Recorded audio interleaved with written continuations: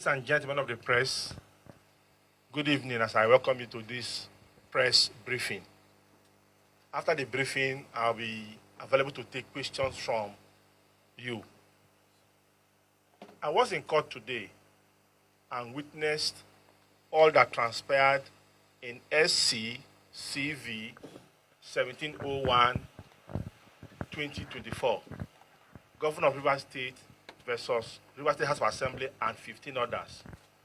Regrettably, after the court proceedings today, there has been serial misrepresentation in social and electronic media, grossly misrepresenting what transpired in court today.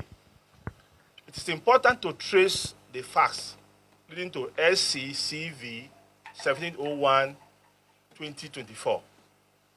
On the 29th day of November 2023, Amaewhule and another instituted suit number FHC ABJ CS 1613-2023 at the Federal High Court, Abuja. Here are copies of the originating summons and the 11 reliefs they claimed in the summons. It will be made available to you to make up your mind.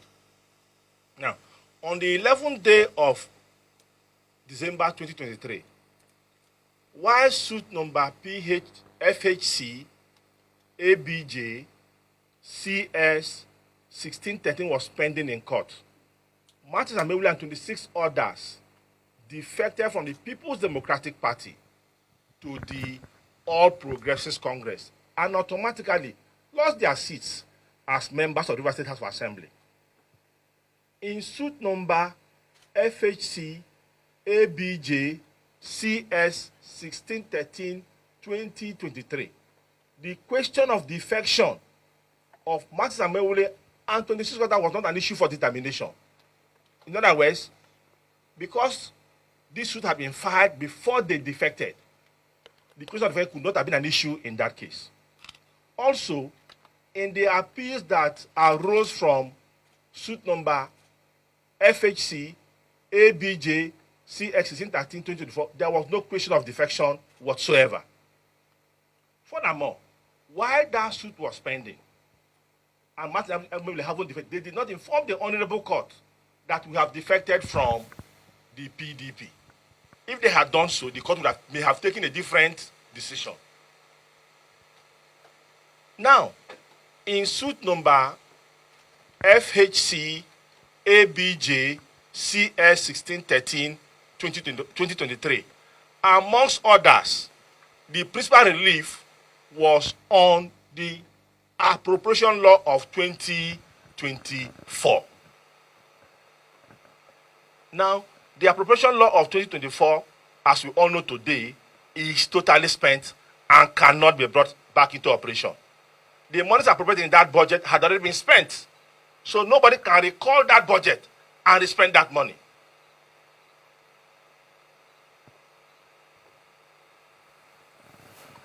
So, the appeal, that is SC CV 1701-2024, became merely academic, because you could not now on that case determine the fate of the budget that had already expired.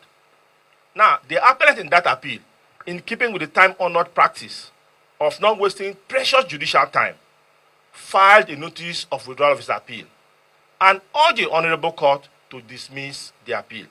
Accordingly, the Honorable Court granted the prayers sought and dismissed the appeal.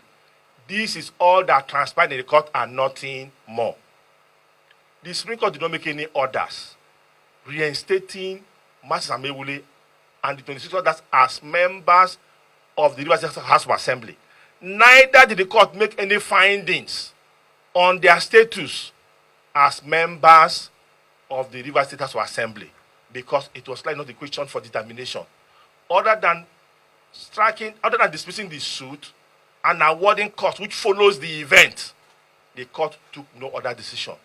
So it is surprising that Amaewhule and his lawyers have gone haywire in both print and social media to create a false narrative that the Supreme Court of Nigeria declared them as valid and subsisting members of the State House of Assembly, that there was no such declaration.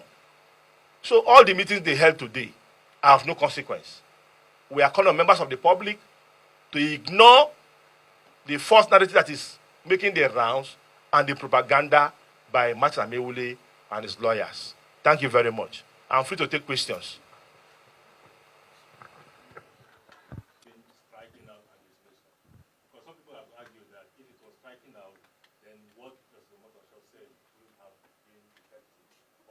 Let me explain. There is indeed a difference between striking out and dismissal. Now, when you file an appeal and compile and transmit records, the appeal is said to have been entered. And then when you come at that point to withdraw, the choice is you want to proceed with the appeal or withdraw your appeal. So when you file a notice of withdrawal to withdraw your appeal, the appeal will be dismissed. So the court did not, even Amotosho himself, did not make any finding or fact that Martin Amaewhule and others did not defect, and that they are substitute members of the House of Assembly. All the court determined in that case, amongst others, was that, look, the appellant in the case should go back and represent the budget to the House of Assembly led by Martin Amaewhule.